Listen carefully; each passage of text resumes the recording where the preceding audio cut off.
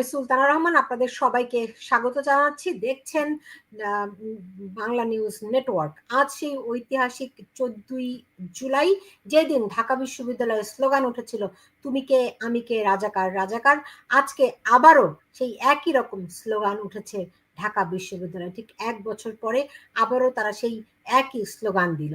যদিও আমরা জানি গত বছর যদি আমরা একটু ফিরে তাকাই তাহলে দেখব যে শেখ হাসিনার নাম দিয়ে বলা হয়েছিল যে তিনি বলেছেন এরা রাজাকার আন্দোলন করছে, কিন্তু তিনি তাদেরকে রাজাকার বলেছে এই কথাটা তিনি বলেননি। বিভিন্ন সময়ে সেটি আমরা দেখেছি। এমনকি শেখ হাসিনা নিজেও দাবি করেছেন তিনি তাদেরকে রাজাকার সন্তান বলেননি, কিন্তু তারা নিজেদের গায়ে নিজেরা সেই অভিযোগ তুলে নিয়ে এই স্লোগান দিয়েছিল। কিন্তু আজকে যখন এরপরে ঘটনাক্রম তো আমরা তো জানি সবাই কম বেশি যে কেমন করে সেই তুমি কে আমি কে রাজাকার থেকে তারা পরে আবার দুটি লাইন সংযুক্ত করেছিল, কে বলেছে স্বৈরাচার স্বৈরাচার। কিন্তু আজকে এখন এই মুহূর্তে ঢাকা বিশ্ববিদ্যালয়ের ক্যাম্পাসে আবারও তারা সেই একই স্লোগান দিয়ে নেমেছে যে তুমি কে আমি কে রাজাকার। এমনকি এখন তারা বলছে তোমার দাদা রাজাকার আমার দাদা রাজাকার। আমি আপনাদেরকে সেখানে সরাসরি নিয়ে যাব, এই মুহূর্তে সেখানে এগুলো চলছে। এবং আমার সঙ্গে অতিথি হিসেবে যুক্ত হয়েছেন চলচ্চিত্র নির্মাতা রওশনা রানীপা, আমার সঙ্গে রয়েছেন সাংবাদিক সুমি খান। আপনাদের দুজনকেই স্বাগত জানাচ্ছি। বাই দিস টাইম আমি একটু আপনাদেরকে জানিয়ে রাখি, এই যে রাজাকারের যে কলঙ্ক সেদিন গত বছর এই দিনে ঢাকা বিশ্ববিদ্যালয়ে রচিত হয়েছিল রাজাকার রাজাকার স্লোগান দিয়ে। আজকে সেটিকে আড়াল করার জন্য সরকারের তরফ থেকে এই দিনটিকে এই রাতকে উইমেন্স ডে ঘোষণা করা হয়েছে। তারা মোমবাতি প্রজ্বলন করে উইমেন্স ডে পালন করছে। অনেক রকম ঘটনা রয়েছে, কিন্তু আমি সবার আগে আপনাদেরকে একটু ঢাকা বিশ্ববিদ্যালয়ে নিয়ে যেতে চাই।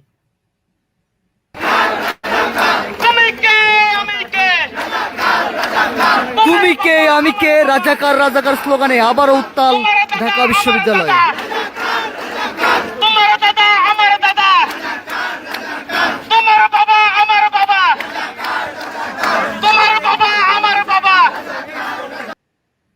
না, এই স্লোগান আমি আর শুনতে পারছি না, কারণ আমার বাবা কোনোদিনও রাজাকার ছিলেন না। আমার দাদা নিজে মুক্তিযোদ্ধা ছিলেন, আমার বাবা মুক্তিযোদ্ধা ছিলেন, আমার চাচারা সবাই মুক্তিযোদ্ধা ছিলেন। এই স্লোগান কখনোই আমার নয়, এবং এই স্লোগান কখনোই আমার বিশ্ববিদ্যালয় ঢাকা বিশ্ববিদ্যালয়ের হতেই পারে না। 1 বছর পরে যেখানে অনেকেই বুঝতে পারছে যে কি ঘটনা বাংলাদেশে ঘটে গেছে, কেমন করে সেই পুরনো শক্তি বাংলাদেশের জাতীয় পতাকা খামচে ধরেছে, আজকে যারা স্লোগান দিচ্ছে তারা কারা? রওশনা রানীপা। ধন্যবাদ সুলতানা রহমান। আপনি যেমনটা বলেছিলেন যে এই স্লোগান আমি শুনতে পাচ্ছি না, আপনার মতোই আমার অবস্থা।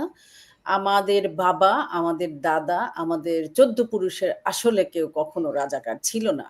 এখানে যারা স্লোগান দিচ্ছেন, একটা সত্য কথা হচ্ছে তারা যে পাকি বীজ এবং তারা যে প্রকৃতপক্ষেই রাজাকারের সন্তান, সেইটা কিন্তু স্পষ্ট প্রমাণিত। আপনি যেমনটা বলছিলেন যে গত বছর এই যে 14ই জুলাই এই স্লোগান সর্বপ্রথম ঢাকা বিশ্ববিদ্যালয়ে দেওয়া হয় এবং পরবর্তীতে বলা হয় যে এটাকে আসলে হিসাবে এটার প্রতিবাদ স্বরূপ এই কথা বলা হয়েছে। কিন্তু আমরা পরবর্তীতে তাদের সকল কার্যক্রম এবং তাদের জায়গাটা আমরা দেখেছি যে মাননীয় প্রধানমন্ত্রী শেখ হাসিনা তখন যেটা বলেছিলেন যে রাজাকারের মুক্তিযোদ্ধার ছেলেমেয়েরা কোটা পাবে কিনা রাজাকারের ছেলেমেয়েরা পাবে, এই কথা সত্য যে বাংলাদেশ আজকে বিনির্মাণ হয়েছে আজকে 30 লক্ষ শহীদের বিনিময়ে, আজকে 3 লক্ষ নারীর সর্বোচ্চ ত্যাগের বিনিময়ে। অনেকে এটাকে সম্ভ্রমহানি বা এরকম বলে, আমি সেটাকে বলি সর্বোচ্চ ত্যাগ, সর্বোচ্চ অসম্মানের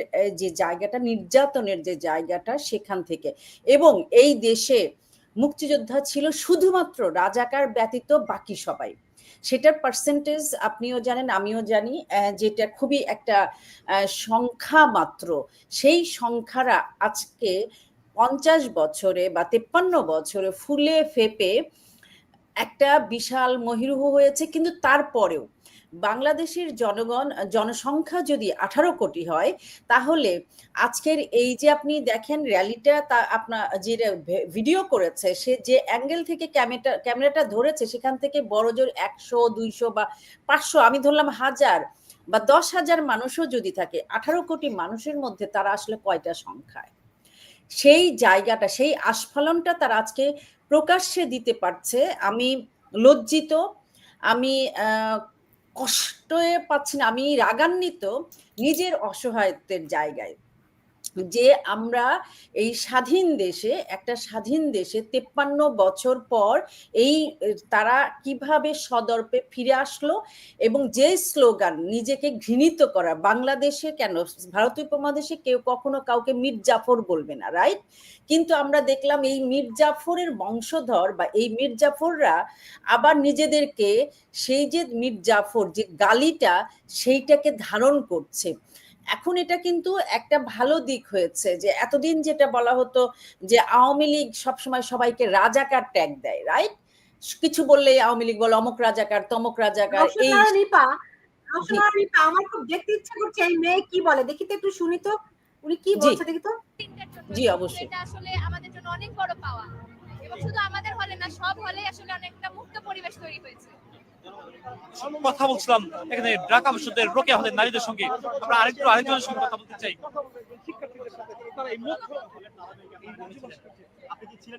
জি,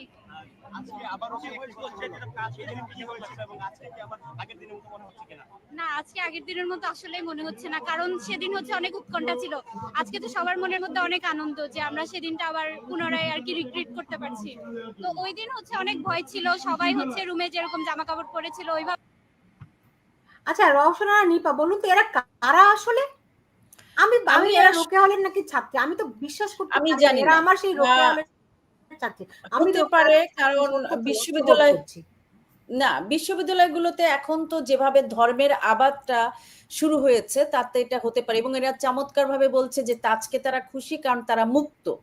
একটা কথা দেখেন, গত 11 মাসে আপনি যদি ধর্ষণের শিকারের নারীর সংখ্যাটা দেখেন, আপনি যদি নারীদের উপরে যে অত্যাচারের মাত্রাটা দেখেন, তাদের পোশাক থেকে শুরু করে রাস্তাঘাটে যখন তারা বের হয়, যেভাবে আপনি ধানমন্ডি ওভারব্রিজ থেকে কতগুলো ঘটনা আছে যে শুধুমাত্র পোশাকের কারণে, তার ওড়না ঠিক নাই, পোশাক ঠিক নাই, বাসে রেপ হচ্ছে, ঘরের ভেতরের যে মানুষকে রেপ করা হচ্ছে, সেইখানে এই গুটি কয় সংখ্যক, আমার তো সন্দেহ হচ্ছে এরা নিজেদেরকে মানে ওই যে আফগানিস্তানে একটা ব্যাপার ছিল না, যে আপনার কি মনে হয় এরা সেই মেটিকুলাস ডিজাইনের অংশ?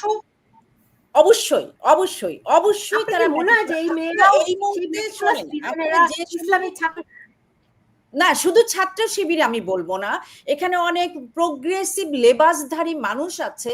আপনি সেদিন একটা ইন্টারভিউতে বলেছিলেন ইস্তেহারে, আমার খুব পছন্দ হয়েছে কথাটা, যে আপনার লেবাস দেখে কেউ বুঝবে না যে আপনি মৌলবাদী, কিন্তু আপনি মৌলবাদের পারপাস সার্ভ করছেন বিশেষ কোনো স্বার্থের জন্য। আজকে সামিনা লুৎফা নিত্রা, আপনি যদি একটা ইন্টারভিউ বেরিয়েছে, আমার ঘেন্না লাগে যদিও, তারপর একটু পড়ার চেষ্টা করেছি তার অনুতাপের জায়গাটা এসেছে কিনা। উনি কি চমৎকার বলেছেন যে এটা অনুতাপের কিছু নাই, যে রাইট উইং আসবে, সারা পৃথিবীতে আসছে, এখানে ওনার কোনো, তার মানে ওনার অনুতাপ দরকার নাই। তো উনি হয়তো যে লাভের কারণে ব্যক্তি, আমার বলতে কষ্ট হচ্ছে কারণ সামিনা লিথপাকে আমি দীর্ঘদিন চিনি, তার নাট্য চর্চা, নাট্যকর্মী, একজন শিক্ষক, একজন প্রগতিবাদী, একজন মানবাধিকার কর্মী, যাকে বিশ্বাস করে আমি আমার কন্যাকে তার হাতে তুলে দিয়েছিলাম যে একজন প্রকৃত মানুষ গড়ে তোলার জন্য। সেই মানুষটা যখন আমি অমানুষের মূর্তিতে দেখি, তার খোলসটা হয়তো আমরা এতদিন দেখেছি, এবং এটা একটা চমৎকার ট্যালেন্টই, আমি বলি এটা একটা সাংঘাতিক ট্যালেন্ট, যে উনি ওনার মুখোশটা ধরে রাখে, এবং তারাই তো এইসব ছেলে মেয়েদেরকে প্রতিপালন করেছে, এইসব ছেলে মেয়েদেরকে তারা নার্সিং করেছে, এবং এরা, আমি জানি না এরা কোন ধাতু দিয়ে তৈরি, অথবা এরা নেশাগ্রস্ত কিনা। মাঝে মাঝে আমার মনে হয় যে এরা বিশেষভাবে নেশাগ্রস্ত। ধরেন একটা আফিম খেয়ে তারা একটা ঘোরের মধ্যে আছে, যতক্ষণ তার নিজের গায়ে না পড়বে।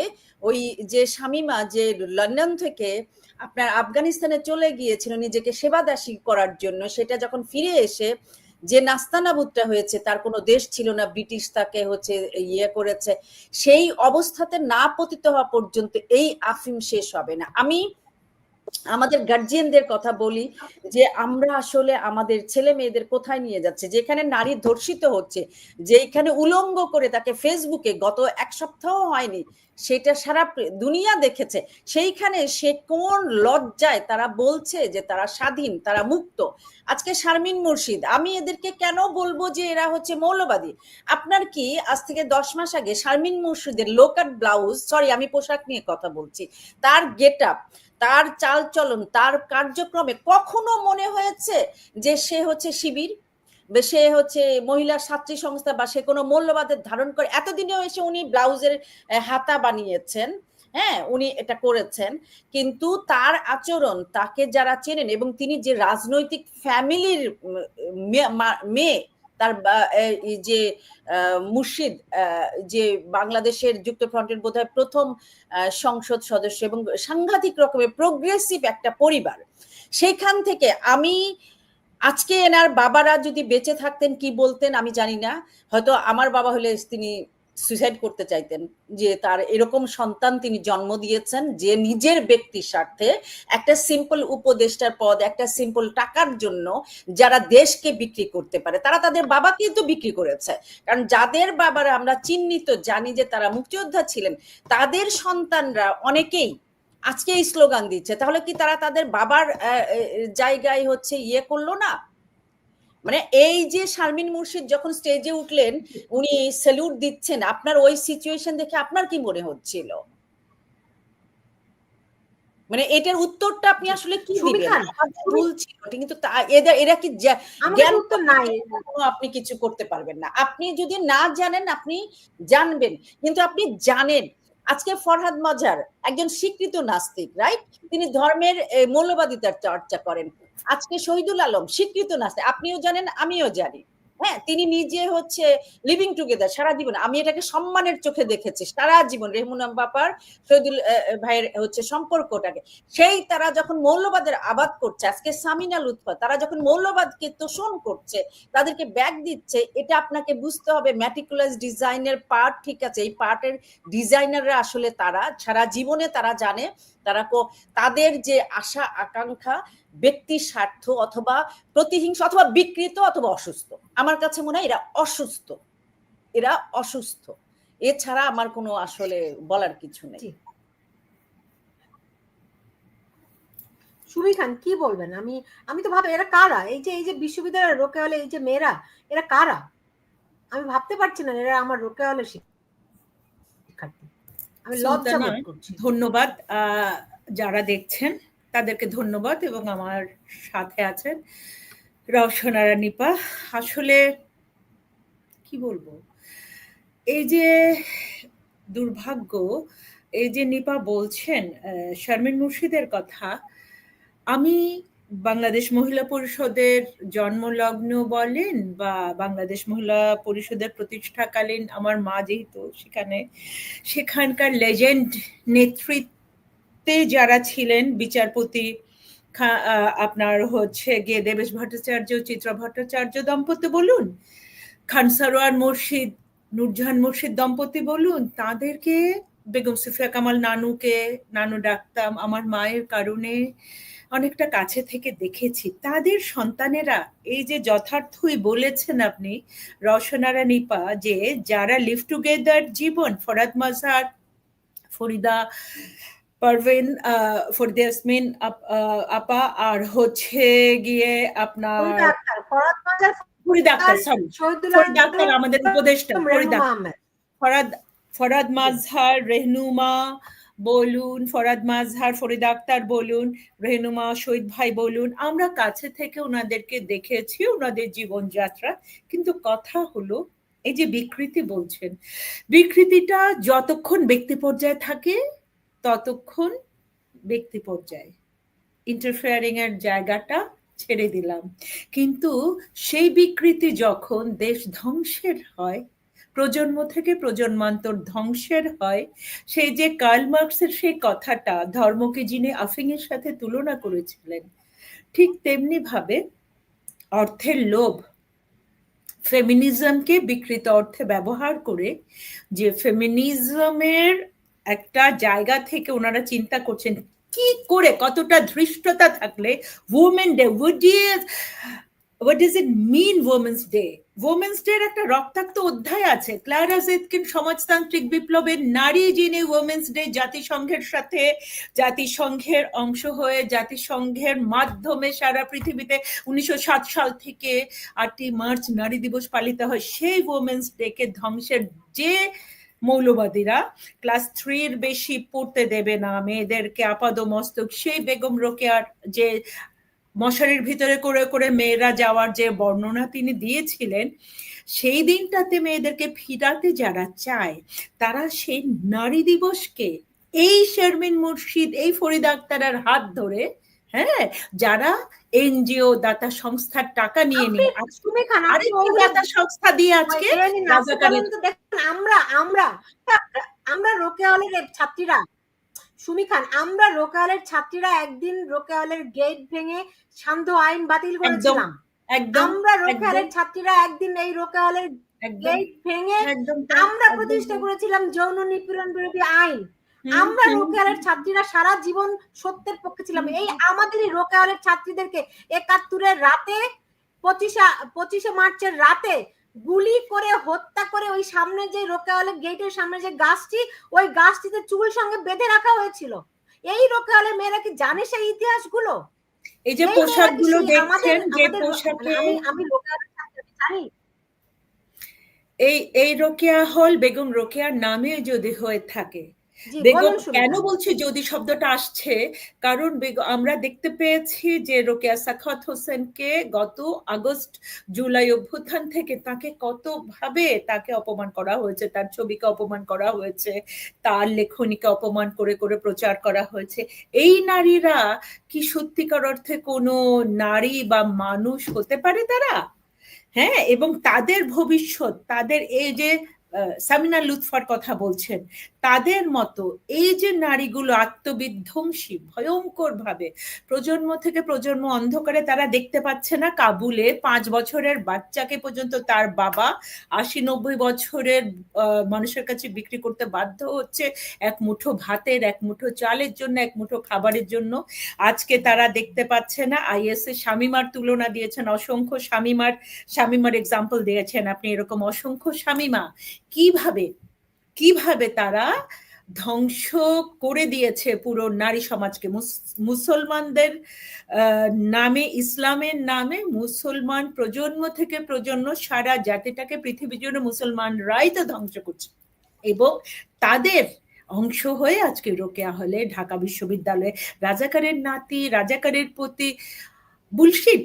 তারা আজকে হাউ ডেয়ার দে আর, তারা আজকে এই পতাকা, এই মাতৃভূমি, 30 লক্ষ শহীদ, 3.5 লাখ আপনার বীরাঙ্গনা, যাদের পা উপরে দিয়ে মাথা নিচে চুলগুলো ইভেন চুলের সঙ্গে ঝুলিয়ে তাদেরকে শরীরের একটা একটা অংশ টুকরা টুকরা করে করে ইয়ে দিয়ে বেউনেট দিয়ে খুঁচিয়ে খুঁচিয়ে যাদেরকে রক্তাক্ত প্রতিটা ঘর থেকে রাজাকার যে বলছে, রাজাকারের মেয়েদেরকে কি ছাড় দিয়েছিল পাকিস্তানি আর্মি? দেয়নি তো। ওরা কি ছাড় পাবে ভাবছে? আজকে যে এত বড় বড় সুন্দর সুন্দর কথা বলছে, এই যে একটা ময়নার মতো একটা বাচ্চা মেয়ে যাকে তার মাঝে বলছে, তার সেলোয়ার দিয়ে ফিতা দিয়ে ঝুলিয়ে দিয়েছে, একটা বাচ্চাকে একটা হিজাব বলুন, পোশাক বলুন, শিশু, 5 বছরের শিশু বলুন, 10 বছরের শিশু, এ কন্যা শিশু একজনকেও তো বাঁচতে দিচ্ছে না। কিভাবে তাদেরকে ধরে ধরে নিয়ে বর্বরোচিত ভাবে ধর্ষণ করছে, ছেলেদেরকে বাঁচতে দিচ্ছে না, ছেলেদেরকে কিভাবে ধর্ষণ করছে। পাকিস্তানের কারাগারে ইমরান খানকে অ্যাবিউজ করেছে ওরা, ইমরান খানের আইনজীবী অভিযোগ করেছে, ডন পত্রিকায় নিউজ এসছে।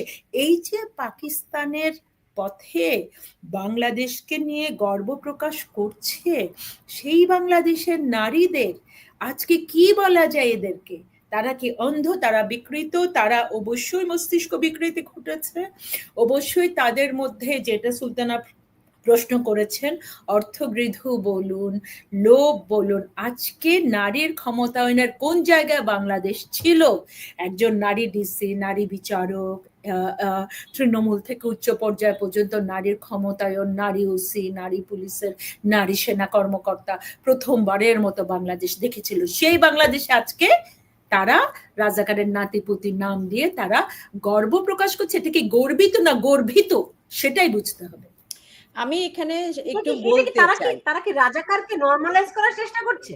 হ্যাঁ তারা কি আমি রাজাকারকে বলতে নরমালাইজ চাচ্ছি। করার চেষ্টা করছে? এখানে নরমালাইজ জি। বা অ্যাবনর্মালের কোনো কিছু, একটা রাজাকার বাহিনী আলবদর বাহিনী কেন হয়েছিল, কেন গ্যাজেট হয়েছিল পাকিস্তান বাহিনী, পাকিস্তান আর্মি, পাকিস্তান পূর্ব পাকিস্তান সরকার গ্যাজেট করে, একটা গ্যাজেট কখন ঘোষিত হয়, ওদের অর্থ বরাদ্দ ছিল, গোলাম আজম বসে টিক্কা খানের সাথে বসে, সেই ছবিও আমরা জানি, সেই ইতিহাসও আমরা জানি। সেই টাকা নিয়ে নিজের মা নিজের বোন তাদেরকে ধর্ষণের, গণধর্ষণের হচ্ছে গিয়ে জন্য তুলে দিয়েছে, নিজের মাটি তাদের হাতে তুলে দিয়েছে যারা, তারা বিচারে, যুদ্ধাপরাধীদের যে বিচার হয়েছে মানবতা বিরোধী অপরাধে, তাদেরকে সরাসরি তারা প্রমাণিত হয়েছে তাদের অপরাধ, ক্রাইম এগেনস্ট হিউম্যানিটি।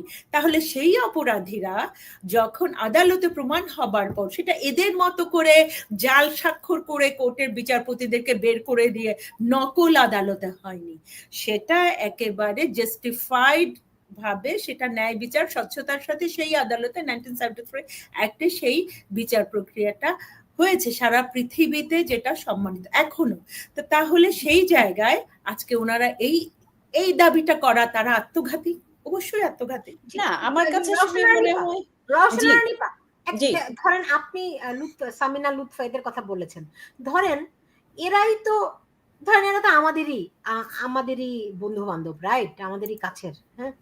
তো আমরা তো সেই একই মিছিলেই ছিলাম যেদিন আমরা রোকেয়া হলের গেট ভেঙে সূর্যাস্ত আইন বাতিল করেছিলাম, যেদিন আমরা রোকেয়া হলের গেট ভেঙে আমরা যৌন নিপীড়ন বিরোধী আন্দোলন করেছিলাম, কিংবা যেদিন আমরা শাহবাগে রাজাকারের ফাঁসির দাবিতে গিয়েছিলাম, সেদিন তো এই সামিনা লুৎফারা আমাদের সঙ্গেই ছিলেন।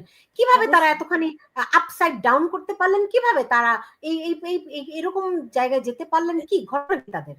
আমি এটা আসলে একটা সাংঘাতিক রকমের মানে বিস্ময়। আপনি যে আপনার বোধহয় আপনি যখন শাহবাগে ছিলেন আপনার মনে আছে আরিফ নূর নামে একটা ছেলে স্লোগান দিত বাবরি চুলে উদিচির।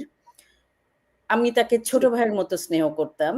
সেই আরিফ নূর, আপনি অবাক হবেন যে জুলাইয়ের উদিচির, যে উদিচিটা জুলাই এই যে তথাকথিত ষড়যন্ত্রের আন্দোলনের একটা বড় পার্ট ইয়ে করেছে, সেই আরিফ নূরের নেতৃত্বে, এবং সেই আরিফ নূর আপনি পুরো উদিচিটাকে দখল করে যারা মুক্তিযুদ্ধের পক্ষের বা যারা হচ্ছে এই ইন্টিরিম সরকার বা এই অভ্যুত্থানের বিপক্ষে কোনো মত দিয়েছেন তাদেরকে ঘাট ধাক্কা দিয়ে বের করে দিয়েছেন, বড় বড় স্ট্যাটাস দেন এবং উনি এখনো দেন। অথচ তার স্লোগান, সে কিন্তু লাকি আক্তার বা শাওন এদের পরপরই আরিফ ছেলেদের মধ্যে দুই একজন যারা স্লোগান দিত। আপনি খান আসাদুজ্জামান মাসুমের কথা মনে আছে, যুব ইউনিয়ন, হ্যাঁ তখন যুব ইউনিয়ন করতো। তো সে আমি কিছু এই ছোট ভাই পেয়েছিলাম যাদেরকে শাহবাগে গেলে চা খাইতাম, যারা আমার বাসায় আসতো, একটা আত্মিক সম্পর্ক হয়েছিল যুদ্ধাপরাধীদের বিচারকে কেন্দ্র করে, যেহেতু অনেক সময় থেকেছি, আমি অনেক সময় দিয়েছি। তো এরা প্রত্যেকেই মিউ মিউ করে কথা বলে এবং এদের, আপনি জোবাইদা নাসরিন কণা আপার কথা বলেন। এক্স্যাক্টলি, আমি এটাতে আসছিলাম। জোবাইদা নাসরিন কণা, যিনি মতিয়া চৌধুরীর মতো নেত্রীর সান্নিধ্য পেয়েছেন, এবং আজকে আমার বলতে দ্বিধা নেই আজকে কথাটা কতটা, তার অবশ্যই মেধা ছিল, কিন্তু তিনি মতিয়া চৌধুরীর সেই জায়গায় সাপোর্টেও অনেক কিছু পেয়েছিলেন। আমি তার সাক্ষী, কারণ আমি তার বন্ধু এবং আমি মতিয়া চৌধুরীর অনেক কাছে ছিলাম, তার মতো অতটা না বাট কাছে ছিলাম। তাকে কন্যা সম স্নেহ করতেন সেই মানুষ কিভাবে, এবং এইটার মানুষের আমরা মুখোশটা চিনি, মানুষ আসলেই জন্মগতভাবে একটা লোভী, একটা স্বার্থপর জিনিস। মানুষ অনেক চেষ্টা করে মানুষ হয়, এটা কিন্তু সত্য। বলা হয়ে থাকে একজন রাজাকার সারা জীবন রাজাকার, একজন মুক্তিযোদ্ধা সারা জীবন মুক্তিযোদ্ধা না। তেমনি ভাবে আজকে সামিনা লুৎফা, আজকে এই যে কণা, আজকে এই আরিফ নূর বা আরো যারা যারা এই যে আন্দোলন তথাকথিত ষড়যন্ত্রের, আপনি দেখেন লাকি আক্তার, তারও কিন্তু সক্রিয় কোনো ভূমিকা নাই। ঠিক আছে, যিনি একদম পুরো দেশের একটা প্রতীক হয়েছিলেন যুদ্ধাপরাধ, যিনি মুক্তিযোদ্ধারা যখন গলায় মালা পরালো, মুক্তিযোদ্ধাদেরকে যেভাবে হেনস্থা করা হচ্ছে গত 11টি মাস ধরে, আপনি কি শাওন, লাকি আক্তার এদের কোনো কিছু দেখতে পাচ্ছেন? কোনো না, একটা এটাকে তো লাকি আক্তারের কথা আমি জানি, সে তো খুব হুমকির মধ্যে আছে। হ্যাঁ, হুমকির মধ্যে আছে, কিন্তু একটা সাংগঠনিক, আপনি যখন এদেরকে হ্যাঁ, আমি এটা বলতে পারি যে আমি যখন বিদেশে বসে এসব কথা বলি এটা খুব সহজ, এটা সত্য, এটা সত্য, কিন্তু আমার কথা হচ্ছে যারা রাজনৈতিক দল, যেই সংগঠন, আপনি রাজনীতি যখন করতে আসবেন তখন আপনার জেল জুলুম এটা কি আপনার মুঠের মধ্যে? আজকে পাকিস্তান আমলে বঙ্গবন্ধু তার জীবনের কতটা বছর উনি অলওয়েজ নাকি ব্যাগটা গুছিয়ে রাখতেন যে কখনো নাকি যেতে হয়, উনি কখনো কোথাও ওই জায়গায় ছিলেন না। তাহলে আমাদের আজকে এই যে ব্যাপকভাবে আজকে আমাদের সবচেয়ে বড় সমস্যাটা কি? একজন নেতার সমস্যা, একজন নেতা যিনি রাস্তায় নেমে ওই জায়গাটা দেখাবেন প্রতিবাদের এবং আশ্বস্ত, শুধু আশ্বস্ত না, উনি নিজে কাজটা। আর একটা সমস্যা আছে, আমি এত কিছু করি, সরি কিছু মনে করুন, একটু আগে আপনার একটা শো দেখতেছিলাম, নাম বলবো না, কিন্তু সবাই আমি আমি আমি এই করেছি, আমি সেই করেছি, আমি এমন করেছি, আমি তমক করেছি, আমরা, হ্যাঁ, আমি শব্দটা না খুব সংকীর্ণ, শুধুমাত্র শেখ হাসিনার ক্ষেত্রে সবাই বড়গুলায় বলেন যে উনি আমি করেন, কিন্তু উনি তো কিছু করে দেখিয়ে আমিটা বলেছিলেন, উনি কিছু করে দেখিয়ে। গত 16 বছর আপনারা জানেন নারীর ক্ষেত্রে সুমি একটু বলছিল সারা বিশ্বে নারীর অবস্থানটা কি ছিল, বাংলাদেশের নারীর ক্ষেত্রে গত 16 বছরে বাংলাদেশের অর্থনীতি কোথায় ছিল অনেকেই বলেন। তো এই যে আমিত্ব থেকে বের হয়ে আমরা, আপনি দেখেন আজকে বিএনপি বড় ভূমিকা নিতে পারতো, গত 10 মাস তারা ব্যক্তি স্বার্থের জায়গা করেছে, চাঁদাবাজি যত অকাম করেছে, এবং আমরা কিন্তু শুরুতে একবার মনে আছে কিনা বলেছিলাম। সুমি খান, আজকে সারাদিন দেখলাম বিএনপি স্লোগান দিয়েছে যে মুক্তিযুদ্ধের বাংলায় রাজাকারের ঠাঁই নাই। হ্যাঁ, এইটাতে আমি আসতেছিলাম, শুনি বলার পরে আমি বলবো, সুমি আপা বলার পরে। সারাদিন দেখলাম তারা খুব মিছিল করলো। কোথায়, কোন সাহসে আজকে এরা এখন এই আমি কে তুমি কে রাজাকার স্লোগান দিয়ে নেমেছে? কে তাদের সাহস দিচ্ছে এটা? সুমি খান শুনতে পাই না, আনমিউট করুন। সুমি খান আনমিউট করুন। হচ্ছে বারবার যে কথাটা আমি বলেছি, আবারও সেটা রিপিট করছি এখানে, কারণ এটা আমাদেরকে রিপিট করতে হবে। আমরা নিজেদেরও আমাদেরকে বারবার মানে বুঝবার একটা ব্যাপার আছে, কারণ এরা কিন্তু মাঠে নামছে, কেউ হচ্ছে গিয়ে অনুপ্রাণিত হয়ে স্রোতের সাথে, আর অধিকাংশ হচ্ছে আপনার এরা পেইড এজেন্ট। কেননা আজকে দেখুন আপনি ডক্টর মনীষাকে আমি দেখলাম বরিশালে, সে আজকের দিবসটা পালন করছে। কি দুর্ভাগ্য, কি দুর্ভাগ্য বাম রাজনীতি করা। সে যদি কমিউনিজমেও বিশ্বাস করে, সে যদি মার্কস এঙ্গেলসও পড়ে থাকে, সে যদি ক্লারা জেটকিন সম্পর্কেও ধারণা হয়ে থাকে, যেখানে লেনিন ক্লারা জেটকিনের সাথে ইন্টারভিউতে সরাসরি বলেছিলেন এটা, যে সেই বলশেভিকদের সেই জায়গাটা কিচেনটাও সরকার দায়িত্ব নিবে, যে একজন কন্যা সন্তান এবং একজন নারী তার সৃষ্টিশীলতা, তার ক্রিয়েটিভিটি, তার যোগ্যতাটা পরিপূর্ণভাবে সমাজ রাষ্ট্রের প্রতি নিবেদিত থাকবে, তাকে সম্মান দেওয়া হবে। একটা নারী মানে কিচেন ঢুকবে, সেটা থেকে বেরিয়ে আসতে হবে। আজকে থেকে 150-200 বছর আগে যখন লেনিন এটা বলেছেন ক্লারা জেটকিনের সাথে ইন্টারভিউতে, তিনি একজন সাংবাদিকও ছিলেন, তিনি নারী অগ্রগামী একজন নারী ছিলেন, কমিউনিস্ট নেত্রী ছিলেন, এবং পৃথিবীর শত শত দেশে এখনো নারী দিবস পালন করা হচ্ছে। বিশেষ করে সমাজতান্ত্রিক দেশগুলোতে নারীকে দেখলেই 8ই মার্চের দিন ফুল দিয়ে সম্মান করা হয় নারী বলে। আর আজকের দিনটা, যে দিনটার পরে ঘরে ঘরে নারী ধর্ষিতা হচ্ছে, ইউনিভার্সিটি ক্যাম্পাসে ধর্ষিতা, চট্টগ্রাম বিশ্ববিদ্যালয়ে কালকে ভয়ঙ্কর একটা মেয়েকে গণধর্ষণের জন্য নিয়ে একটা হলের ছাদের উপর, এটা কালকে একটা পত্রিকা নিউজ করেছে, হ্যাঁ, কালকে রাতের নিউজ। তাহলে আমরা আজকে কোন জায়গাতে দাঁড়িয়ে এই দিনটাকে তাদেরকে উইমেন্স ডে করতে হচ্ছে, এবং তারা রাজাকার, বাপ দাদা রাজাকার বলে স্লোগান দিচ্ছে, তাদের ভিতরে একবারের জন্য এই পতাকাটা কার, লাল সবুজ পতাকাটা লাল কি, তার বাংলাদেশটা কিভাবে এসেছে, এত সহজ ছিল কি? কোনো ইতিহাস পড়েনি? বিশ্ববিদ্যালয় কি এমনি এমনি এসেছে? যদি আপনি জামাত শিবিরকে বলেন, তাহলে বাম রাজনীতি, যেই কথাটা আপনার নিপা আপা বলেছেন, সে কথার জায়গায় যদি আমি আজকে আসি, মহিলা পরিষদ কোথায়, বেগম সুফিয়া কামালের মহিলা পরিষদ কোথায়, কোন জায়গায় প্রতিষ্ঠিত হয়েছিল কোন অবস্থান থেকে মহিলা পরিষদ? 70 সালে মহিলা পরিষদ প্রতিষ্ঠিত হয়, 69-এর গণ অভ্যুত্থানের পরে। আজকে সেই মহিলা পরিষদ যে পরিবারতন্ত্র, যে জিম্মি, আজকে ফৌজিয়া মুসলিম, সীমা মুসলিম দুই বোন মিলে তো জমিদারি চালাচ্ছেন। মহিলা পরিষদ যে জমিদারি চালাচ্ছেন, তারা রাজপথে কোথায়? আজকে ফরিদা আক্তারকে নিয়ে এই যে হাজার হাজার কোটি টাকা এনজিও, মাহফুজা নামের ওয়াইফের মানুষের জন্য ফাউন্ডেশন না মহিলার জন্য ফাউন্ডেশন, কোথায় তারা আজকে? কোটি কোটি টাকা খালি ফান্ড লুটে পুটে খাবেন, মরতে তো হবে একদিন। এগুলো কিচ্ছু নিয়ে যেতে পারবেন না, 60 ভূতে লুটে খাবে, ওরকম বহু বহু এনজিও চলে গেছে। আজকে সুলতানা কামাল কোথায়? তিনিও তো একজন উপদেষ্টা ছিলেন, তিনি বেগম সুফিয়া কামালের কন্যা। লাকি তো পরের জেনারেশনে এসেছেন, লাকি ওরকম কোনো পোর্টফোলিও তার নেই যে পোর্টফোলিও নিয়ে তিনি নামবেন। আমরা যাদের নেতৃত্বে রাজপথে নেমেছি, সুলতানা বলেন, নিপা আপা বলেন, আমাদের সামনে কারা ছিলেন, সেই জেনারেশনে যারা এখনো দেশে বিদেশে ইউএনএ আসেন প্রতি বছর। হ্যাঁ, ইউএনএ, আপনার ইউএন ওমেনের কোটি কোটি টাকার ফান্ড, ওনাদের ফান্ডে 1000 কোটি টাকার ফান্ডে মহিলা পরিষদ চায়ের জন্য, এই ধর্ষকদের তাবেদারি করার জন্য। এই জন্যই আজকে এরা রাজাকার স্লোগানগুলো দিচ্ছে, এদের কারণে, এই পৃষ্ঠপোষকদের কারণে। সুমির সাথে আমি একটা তথ্য যোগ দিতে চাই, সেটা হচ্ছে আপনি সবচেয়ে বাংলাদেশে গত 16 বছর আপনি 80-র দশক খেয়াল করবেন, যে পরিমাণ নন গভর্নমেন্ট অর্গানাইজেশন বা এনজিও ছিল, সেটা ইকোনমিক্যাল চেঞ্জের সাথে সাথে, নারীর উন্নয়নের সাথে সাথে সেই এনজিও গুলোর কিন্তু ফান্ড হুমকির মুখে পড়ে যায় এবং সাংঘাতিক রকমের তারা, কারণ তাদের তো ক্রাইসিস নাই। ক্রাইসিস না থাকলে এনজিওর কাজ কি? আপনার হাতে ইস্যু লাগবে।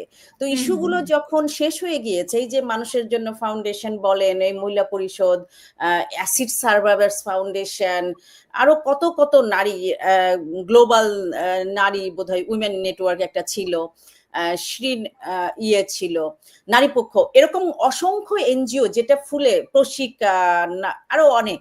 তো এরা যে ফুলে ফেপে উঠেছিল, সেখান থেকে যখন অর্থনৈতিক উন্নয়নের জায়গাটা আসে, তখন কিন্তু তাদের এই ফান্ডের একটা ক্রাইসিস শুরু হয়ে যায় এবং পরবর্তীতে সমস্ত এনজিও যখন 2016 সালে রোহিঙ্গারা বাংলাদেশে আসে, তখন সব এনজিও গুলো রোহিঙ্গা কেন্দ্রিক, মানে এই যে রোহিঙ্গা এই ইস্যুটাতে কক্সবাজারে দেখবেন হাজার হাজার এনজিও, এবং এই সব এনজিওরই ডালপালা, তারাই নতুন করে প্রজেক্ট ভিত্তিক ওখানে কাজ শুরু করে।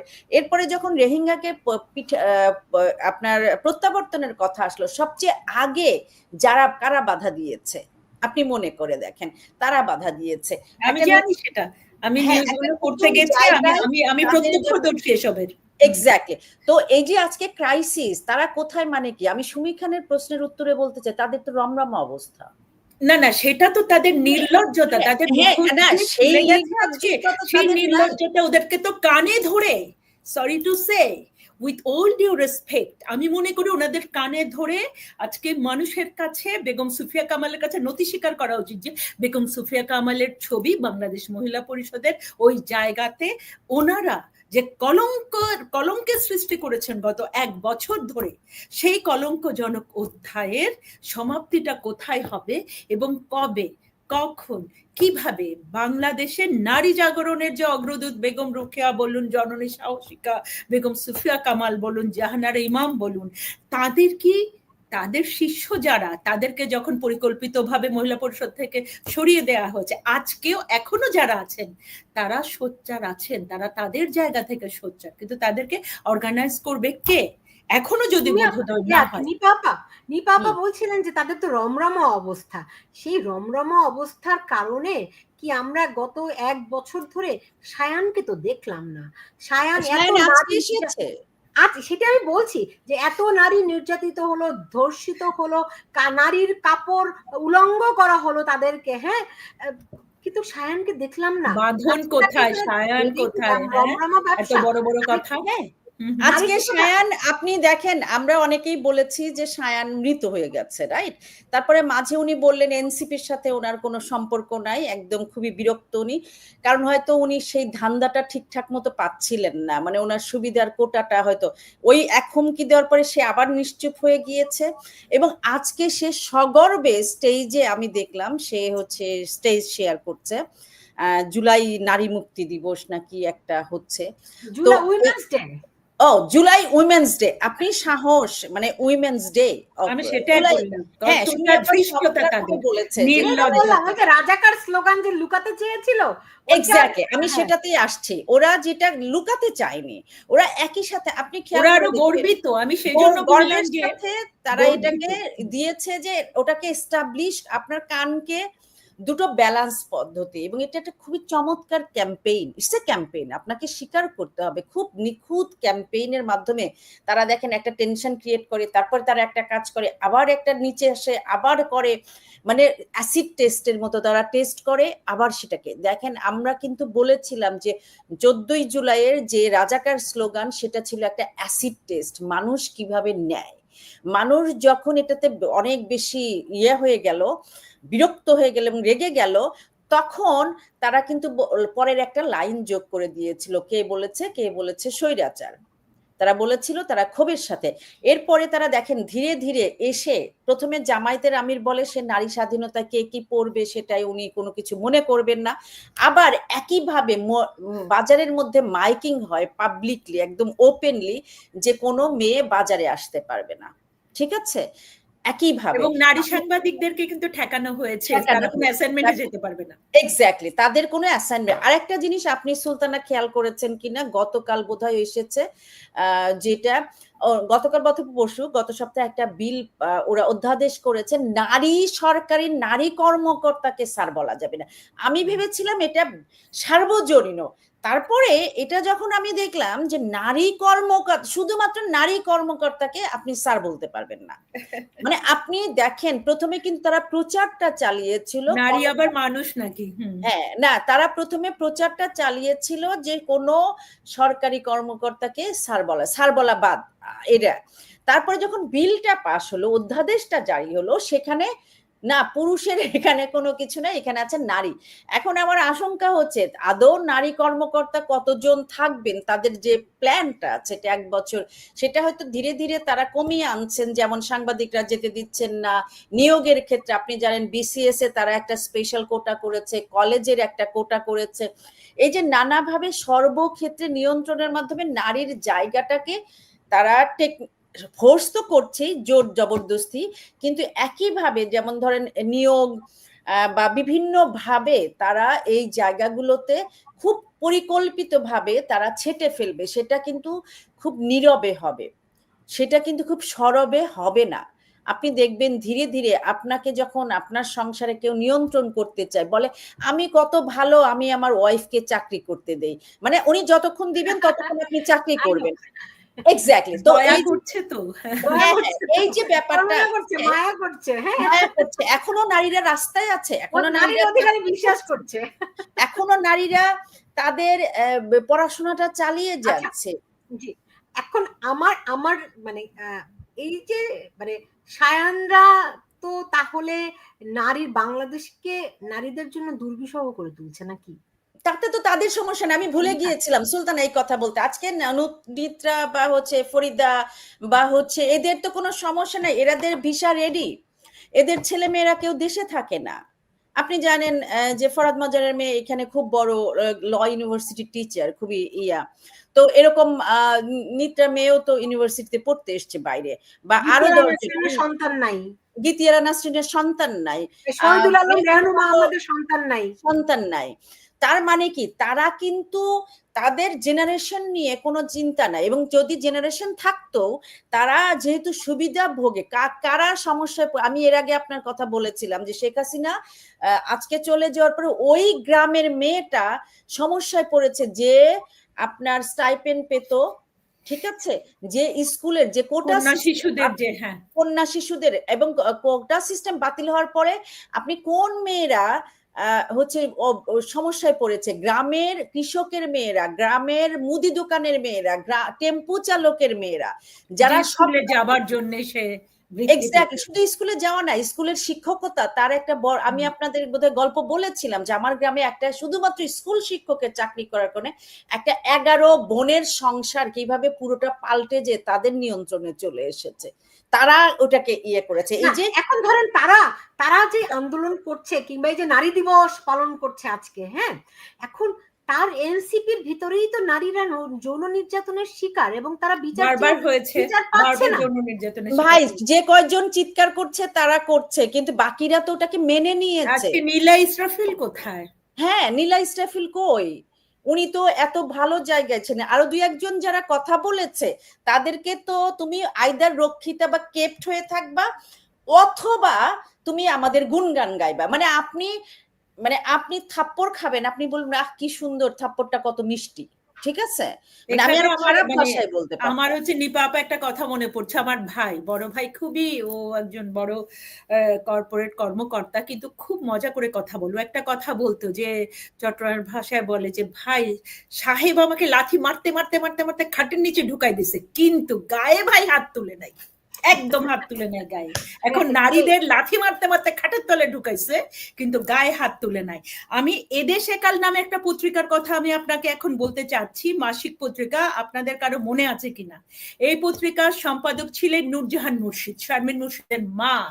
আমার মা সেই পত্রিকাগুলি আনতেন এবং সেই পত্রিকা আমাকে আমার একেবারে শৈশবে 5, 6 থেকে 7 উঠছি সেই সময় আমাকে শিখিয়েছে নারী দিবস, ক্লারা জেথকিনকে চিনিয়েছে সেই পত্রিকা। তারই কলঙ্ক, আমি কি বলবো, তার কন্যা শারমিন মুর্শিদ আজকে উপদেষ্টা। হ্যাঁ, এর চেয়ে দুঃখজনক এই সামান্য উপদেষ্টার পর বলুন তো। দেখেন, আমি বলি যে শারমিন মুর্শিদদের কি হারাবার কিছু ছিল? তাদের পুরো পরিবার। না না, এই পদ থেকেই তো আপনি প্রতিবাদের জায়গায় আসেন না কেন? তিনি তো সেদিন একটা বক্তব্য দিয়েছেন, ভালো লেগেছে যে হ্যাঁ তার বক্তব্যটা বেশ প্রতিবাদী, মেয়েরা এই করবে সে করবে, মেয়েদেরকে বের হয়ে আসতে হবে, মেয়েদের বিরুদ্ধে কোনো কথা বলা যাবে না, মেয়েরা আমি যাব। হ্যাঁ, দুজন মিলে আবার আজকে রিক্সায় করে করে যাচ্ছেন। শো অফেরও একটা সীমা আছে। উনি আর ফরিদা আক্তার যে রিক্সায় করে করে যাচ্ছেন, শো অফ করছেন, লজ্জা থাকা উচিত। সেই মায়ের কাছে যান দেখি, যেই বাচ্চাটাকে গণধর্ষণ করা হলো মসজিদের ভিতরে, সেই মায়ের কাছে যান দেখি যে বাচ্চাগুলোকে গণধর্ষণ করে করে একটার পর একটা বাচ্চাকে মাদ্রাসায় গণধর্ষণ, ছেলেদেরকে বলৎকার করা হচ্ছে, বাচ্চাগুলো কাঁদছে, মায়েরা কাঁদছে। এই যে ওই নারীর কাছে যান যাকে হচ্ছে বিবস্ত্র করে, তিনি তো নারী শিশু, এই শিশুগুলোর কাছে যাবার কোনো মুখ আছে? তারা তো তারা বুঝতেই পারছেন না, অথবা their brain is not working। তারা বুঝতে পারছেন কারণ তাদের একটা পা বাইরে আছে। কলঙ্কজনক অধ্যায় এই বাংলাদেশ জাগবেই, এই বাংলাদেশ জাগবেই, এই বাংলাদেশ এখনো বেগম সুফিয়া কামালের সেই অবদান, বেগম সুফিয়া কামালের তৈরি করা, রোকেয়ার মাটি, বেগম সুফিয়া কামালের মাটি, জননী সাহসিকার মাটি, নূরজাহান মোর্শেদের মাটি, তার কন্যা ধারণ করুক বা না করুক, সেই মাটি থেকে নারী জাগবেই, নারী উঠবেই। এবং সেই নারী জাগরণ থেকেই নারীরা আজকে, এই নারীরা তো পেইড নারী, তারা এনজিওর দাতা সংস্থার 1000 কোটি টাকা নিয়ে তারা এসেছে। এই রোকেয়া হল, সেই রোকেয়া হল, সুলতানাদের বলুন, আমাদের সবার বলুন, এই যে রাজপথে প্রতিটা নারী হল থেকে মেয়েদের বের হয়ে আসা, সান্ধ্য আইন বাতিল করার এই গৌরবোজ্জ্বল অধ্যায় জাগবেই, আমি বিশ্বাস করি।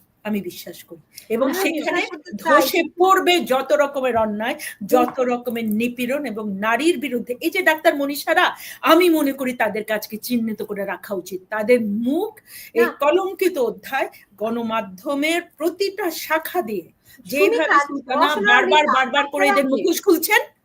আপনারা দুজন একটু আমাকে একটু বলুন তো, আমি রোকেয়া হলের শিক্ষার্থী নিয়ে আমার অসম্ভব রকম গর্ব ছিল, কারণ সেই প্রতিষ্ঠা কাল থেকে আজ পর্যন্ত এই রোকেয়া হলের নারীরা সবকিছুতে নেতৃত্ব দিয়েছে। 52 ভাষা আন্দোলন বলুন, মুক্তিযুদ্ধ বলুন, 6 দফা বলুন, এই যে বাংলাদেশের ইতিহাসে প্রত্যেকটি ধাপে আমাদের এই রোকেয়া হলের নারীরা অবদান রেখেছে। কোনো একটি অবদান, কোনো একটি ভূমিকা কলঙ্কজনক নয়, কোনো একটি ভূমিকা অন্ধকার নয়, অন্ধকারের জন্য নয়, সামনে এগোনোর জন্য প্রতিটি স্তরে। এই 2024 আর এই এখন এসে এই মেয়েরা সেই সব গৌরবে কালিমা লেপন করছে কেন? আর এর বাইরে আর কোনো কালিমা কি রোকেয়া হলের ইতিহাসে আছে? রওশনা নিপা, জানা আছে আপনার? আমার জানা নেই। আমি দুর্ভাগ্যবশত ঢাকা, অথবা গর্বিত যে আমি রাজশাহী বিশ্ববিদ্যালয়ের রোকেয়া হলের ছাত্রী ছিলাম। তো একইভাবে রোকেয়া হল বোধহয় আলাদা একটা মাধুর্য, আলাদা একটা ঐতিহ্য বহন করে। Of যেমন course. এই যে রাজশাহী ইউনিভার্সিটি রোকেয়া হল সমস্ত মুক্তি সংগ্রাম বলেন, নারীর অধিকার বলেন, বাম চর্চার জায়গা বলেন, এবং ওখানে অলিখিতভাবে রাজশাহী ইউনিভার্সিটিতেও আমরা যখন ছিলাম রোকেয়া হলে মেয়েরা দেরিতে আসতো, ওই সান্ধ্য আইনটাকে মানে অবজ্ঞা করার জন্য বাইরে থাকতো গেটের, কিন্তু ভিতরে ঢুকতো না।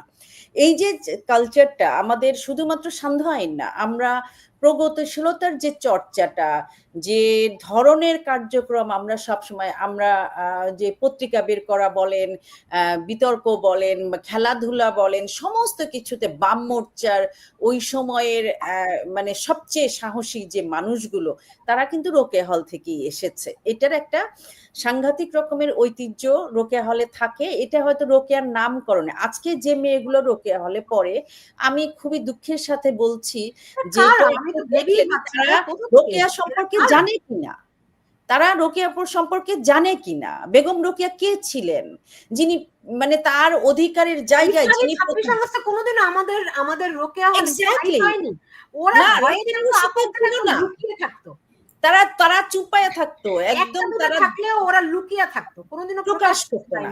পায়নি। এখানে আমার একটা জিনিস একটু সুলতানা, নিপা আপা, আপনাদের মনে আছে কিনা 1991 থেকে 95 যখন বিএনপি ক্ষমতায় ছিল, তখন সংসদে, কারণ আমি যখন ইটিভিতে 2007-এ ইটিভিতে আমরা যখন এই আর্কাইভ গুলো নিয়ে কাজ করছিলাম, তারও আগে আমার তো সাংবাদিকতা শুরু 93 থেকে, তখনের পুরনো পত্রিকাগুলো এগুলো দেখতে গিয়ে আমি দেখছিলাম যে জাতীয় সংসদে বিএনপির যারা নারী সংসদ সদস্য ছিলেন 1993 থেকে 95 এর মধ্যে, তারা কিন্তু প্রস্তাব দিয়েছিলেন জামাত নিষিদ্ধ করতে। এখনো আর্কাইভে সেটা পাওয়া সম্ভব। এবং এত ব্যাপকভাবে একই জিনিস বারবার করে জামাত ক্ষমতায় এসেই নির্বিচার গণহত্যা, নির্বিচার গণধর্ষণ, এবং সেই গণহত্যায় আপনার বিএনপির এরা তো থাকবেই, ছাত্র ইউনিয়ন, বিএনপি, ছাত্রলীগ, এই যে তাদের হত্যাযজ্ঞ, রক কাটা, গলা কাটা, জবাই করা, চামড়া তুলে ফেলা, স্ক্রু দিয়ে আপনার হত্যা করা, হ্যাঁ, পেটে ছুরি, কবজি কেটে উল্লাস করা, যেটা ইউনিভার্সিটির হামিদের, এই এই যে ওদের নির্বিচার এই যে হত্যাযজ্ঞগুলো, বর্বরতাগুলোর কারণে বিএনপি থেকে দাবি উঠেছিল জাতীয় সংসদে, মূলত বিএনপির নারী সংসদ সদস্যরা, আমার চোখে ভাসছে, তাদের ছবি দিয়ে নিউজ হয়েছিল, সম্ভবত ভোরের কাগজে নিউজ হয়েছিল, তখন তো প্রথম আলো ছিল না, যে এদের জামাতকে দ্রুত নিষিদ্ধ করার প্রস্তাব সংসদে দেয়। এবং সেই জায়গা থেকে বেরিয়ে এসে জামাত আবার ইনিয়ে বিনিয়ে আবার 2001 থেকে 5 ক্ষমতায় চলে আসলো নানান ভাবে। তো এই জন্যই বিএনপি এখন আবার এই স্লোগান তুলছে, বঙ্গবন্ধুর বাংলা বা মুক্তিযুদ্ধের বাংলায় রাজাকারের ঠাঁই নাই। কারণ তাদের বোধোদয় হয় তারা ভুক্তভোগী, বিএনপির মধ্যে না, অনেক এখানে সুমি আপা আপনার সাথে আমার একটা জিনিস আছে, সেটা তফাৎ আছে, যে বিএনপির সাধারণ মানুষের ভুক্তভোগী তারা বুঝে, কিন্তু বিএনপির যে নেতৃত্ব, এটা আপনাকে বুঝতে হবে যে তৃণমূলে যারা বিএনপি করে তারা কিন্তু সবাই মুক্তিযুদ্ধের বিপক্ষে না, সবাই জামাত নেতৃত্ব, সরি টু সে, বিএনপির নেতৃত্ব কখনো ওদের দলের সদস্যদেরকে এতটুকুও গুনে না। না, শুধু তাই না, বিএনপির নেতৃত্ব কিছু আসে যায় না। না, কারণ হচ্ছে বিএনপির বা যে কোনো একটা দল যখন সুবিধার থেকে বঞ্চিত, মানে জন্মই হয় একটা সুবিধার, আপনার মনে আছে কিনা যে আজকে যেভাবে এনসিপির জন্ম, ঠিক একইভাবে বিএনপির জন্ম হয়েছিল, এবং একই ম্যাটিকুলাস ডিজাইনের পার্ট এটা, যে মুক্তিযুদ্ধের যে প্রতিশোধের প্রথম স্টেপ ছিল বিএনপি জিয়াউর রহমানকে ক্ষমতায় বসানো। ওই সময়ে বঙ্গবন্ধু নিজেই ক্ষমতায় বসেছে, এবং না বসেছেন, কিন্তু সেটার ওই আলোচনায় যাচ্ছি না। কিন্তু আমি আপনাকে আরেকটা জিনিস বলতে চাই, যে এই যে বারবার বোধোদয় হয় এবং বারবার নেতৃত্বরা এই কথাটা বলতে হবে সুলতানা, আপনি যান বা না যান, এই কথাটা আজকে বিএনপি অনেক বড় সর্বনাশ করার পরে বোধোদয় হয়ে আর কি হবে না। আর একটা হচ্ছে বিএনপি দেখেন বারবার তারা এই স্লোগান দেয়, আজকে 2013-তে যদি তারা শাহবাগে আসতো, তারা যদি যুদ্ধাপরাধের বিরুদ্ধে যে মৃত্যুদণ্ড, যে বিচারটা, সেই বিচারের সাথে আমাদের সাথে একাত্ম হতো, তাহলে কি আজকে রাজাকারের এই বংশ দাঁড়াতে সুযোগ পেত? আপনি বলেন, আপনাকে এই কথা বলতে হবে। ইতিহাসে আপনার দায় যখন সেটা নিতে হবে এবং সময়ের কাজ আপনাকে সময় করতে হবে। আজকে তারা কখন বলছে, যখন তারেক জিয়ার নামে যাচ্ছে তাই বলা হচ্ছে, যখন বিএনপি অস্তিত্বহীনতার সংকটে আছে। এবং আপনি যে আমরা আপনার এই প্রোগ্রামে একদিন ওই যে সেদিন এক বিএনপির ভদ্রলোকের সাথে আমি বলেছিলাম যে আদৌ বিচার হবে কি, সরি নির্বাচন, এটা অনেক দূর কি বাদ। কারণ আমরা সামান্য মানুষ রাজনীতির এই প্যাচ বুঝি, ওনারা কি বোঝেন না? আজকে তারেক জিয়ার নির্বাচন নিয়ে কোনো দরকারই নাই, বিশ্বাস করেন। কারণ হচ্ছে সে লন্ডনে যে আরামে, আপনাকে এটা বলতে হবে, লন্ডনে কোটি কোটি টাকা দিয়ে যে আরামে বিলাসে তিনি জীবন যাপন করছেন। আজকে খালেদা জিয়ার বয়স ওই জায়গায় নাই যিনি রাজপথে এসে দাঁড়াবেন, তিনি আবার প্রধানমন্ত্রী হবেন, তার শারীরিক আপনি বুঝেন। এই সামান্য ফাঁকটা কেন বুঝে না মানুষ? তাদের নির্বাচন দিয়ে তারা আসলে কি করবে? তারেক জিয়ার মাথার উপরের থেকে ওই ইয়েটা কি বলে ওর নাম, বিচারের রায় কিন্তু সরে যায়নি। এবং তারেক জিয়ার সাথে সমস্যা শুধুমাত্র রাজনৈতিক দলের, আওয়ামী লীগের না, তার সাথে সমস্যা সেনাবাহিনীর। কারণ সেনাবাহিনীর সাথে তার যে কনফ্লিক্ট, সেই কারণে তিনি সাহস পান না কখনোই যে এই দেশে আসতে।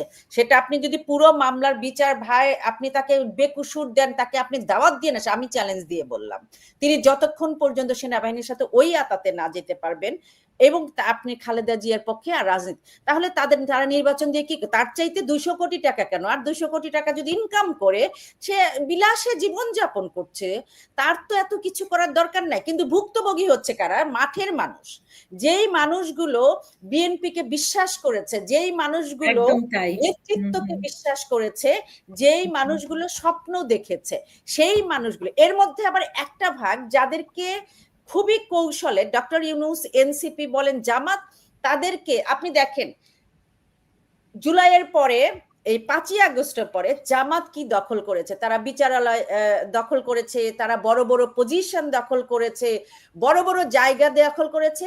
আর বিএনপির লোকজনকে কি দিয়েছে? হাটের ইজারা দিয়েছে, অমক তান্দা করার জায়গা দিয়েছে, অমক স্পেস দিয়েছে এবং ভাগ দিয়েছে, এবং তাদেরকে বলেছে তোমরা করতে থাকো। যেহেতু তারা বলদ, অশিক্ষিত, মূর্খ, তারা এটা এখন যারা চান্দার, তারা আপনি জানেন না, আমি মাঠ থেকে খবরও পেয়েছি, কারণ আমার অনেক কানেকশন আছে যেহেতু দেশে গ্রামে, এবং অনেক বিএনপি লোক, তারা বলেছে আমরা খুব ভালো আছি ভাই, আমরা নির্বাচন দিয়ে কি করবো? আমার যা দরকার, কন্ট্রাক্ট দরকার, ব্যবসা দরকার, ইজারা দরকার, টাকা দরকার, আমি পাইতেছি, ক্ষমতা দরকার, আমি কেন ভাই বিনির্বাচনে যে 50 কোটি টাকা 100 কোটি টাকা খরচ করব? আপনি এটা জানেন না, এটা আপনি একটু খোঁজ নেন। এইটাই হচ্ছে বাস্তবতা। আজকে বিএনপির একটা পক্ষকে এই জায়গায় খুশি রেখে তাদেরকে দিয়ে যা, এবং তাদের সমস্ত ডকুমেন্ট আজকে ডক্টর ইউনূসের হাতে আছে। তাদের এই যে আপনি কিছু বলবেন, এই যে ভিডিও ছেড়ে দিবে, এই যে অমুক চান্দাবাজি করেছেন, অমুক চান্দাবাজি। এবং আরেকটা কথা ভুলে যাওয়ার, গত সপ্তাহে আপনারা দেখেছেন ভাইকে চান্দা দিয়েছে বসুন্ধরার একটা ভিডিও, এনসিপির এক নেতাকে, তুষার নাকি, তার হাতে যে 8 লক্ষ টাকার যে চান্দাটা, 7 লক্ষ টাকার একটা মেয়ে যে গাড়িতে বসে থেকে দিয়েছে, সেটার কিন্তু পুরো ভিডিও আপনি দেখেছেন কিনা? যে ভাইকে, এখন কোন ভাই গ্রহণ করেছেন? তুষার, ইমরান তুষার নাকি নাম, সমন্বয়ক, 7 লাখ টাকা, এই ভিডিও কিন্তু ভাইরাল। এরকম আরো অনেক ভিডিও। তাদের নিজের, তারা কিন্তু ঠিকই চান্দাবাজি করছে এবং তারা করছে একটা বড় আকারের, তারা দুর্নীতি করছে, কিন্তু সেটাকে ছাপাইয়া আজকে আপনার বড় হয়ে আসে বিএনপির চান্দাবাজি। সরকারে আছো তুমি, সবচেয়ে ইন্টারেস্টিং দেখেন, সরকারে তুমি আজকে শেখ হাসিনা যখন ক্ষমতায় থাকে, তার যে কোনো কিছুর জন্য তার দায় নিতে হয় শেখ হাসিনাকে, রাইট? আমরাও বলি যে তুমি এটা ফেল করেছো, তুমি পাহারাদার, কে করেছে আমার দেখা দেবে। আজকে কেন আঙ্গুলটা সে ডক্টর ইউনূসের বিরুদ্ধে উঠছে না? আজকে কেন এই ইন্টারিম সরকারের বিরুদ্ধে এই আঙ্গুলটা উঠছে না? উঠছে কোথায়? তারেক জিয়া লন্ডনে চান্দা খায়, তুমি কি করো? আমার কথা হচ্ছে সরকারে তো তুমি তো ধোয়া তুলসী পাতা, তোমার তো সমস্ত ক্ষমতা আছে, উনি তো ওনার ট্যাক্স 5 বছরের ট্যাক্স মওকুফ করবেন, ওনার হচ্ছে গিয়ে ভবন নির্মাণ করবেন, ওনার টাকা পয়সা নিয়ে বাঁচাবেন। কারণ খুব সহজ, আওয়ামী লীগ চলে গেছে, দেখেন স্লোগানটা খেয়াল করবেন, যে আওয়ামী লীগ গেছে যেই পথে, বিএনপি যাবে সেই পথে, যে দল যাবে সেই পথে লীগ গেছে। আর তার মানে কি? বিরাজনীতিকরণ, যেটা বারবার চেষ্টা করা হয় 111 এর যে জায়গাটা, ওই গণতান্ত্রিক পরিবেশটাই ধ্বংস করে দিচ্ছে। হ্যাঁ, আপনার সবচেয়ে খারাপ প্রমাণিত করা হয় কাকে?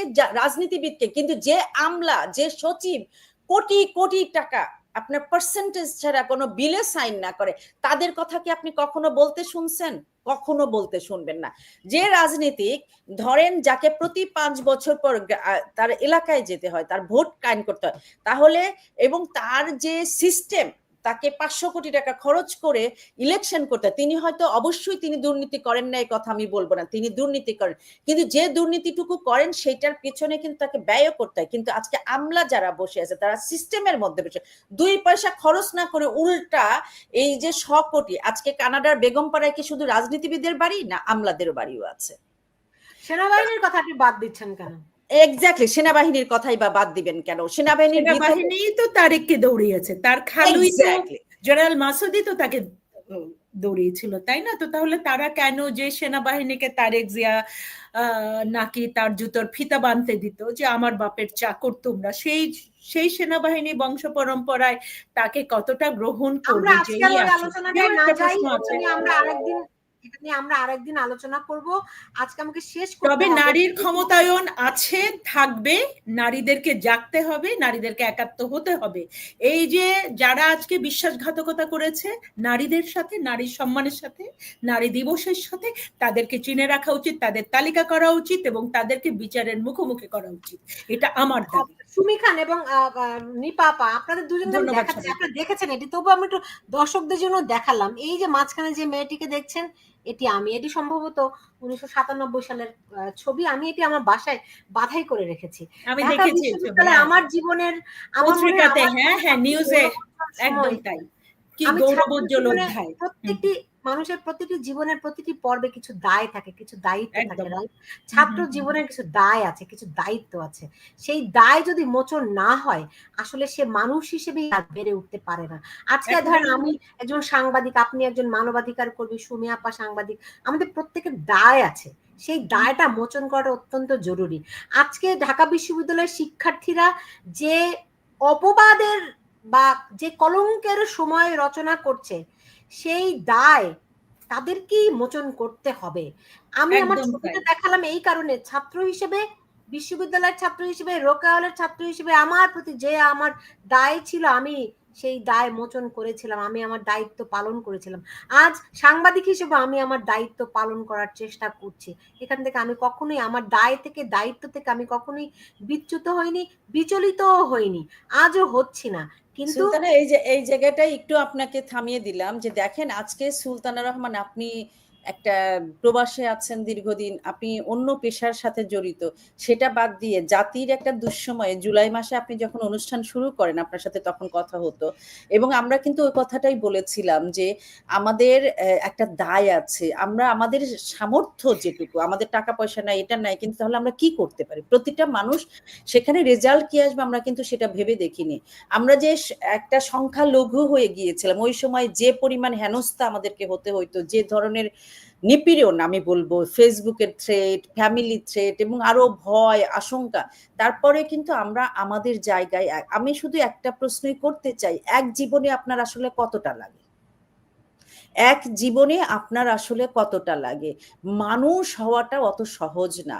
কিন্তু তারপরেও আমি সুমি খানের মতো বলতে চাই, আপনারা যেভাবে আমার মনে হয় যে আমরা ঢালাও যদি না বলি রোকেয়া হলের সবাইকে, যেখানে যদি আপনার 1000 স্টুডেন্ট থাকে, বা আমি জানি না ঢাকা বিশ্ববিদ্যালয়ের রোকেয়া হলে কতজন আছেন, সেখানে আসলে এর বিরুদ্ধেও হয়তো আমার এখনো বিশ্বাস হচ্ছে না সবাই রোকেয়া হলের যারা এসেছে।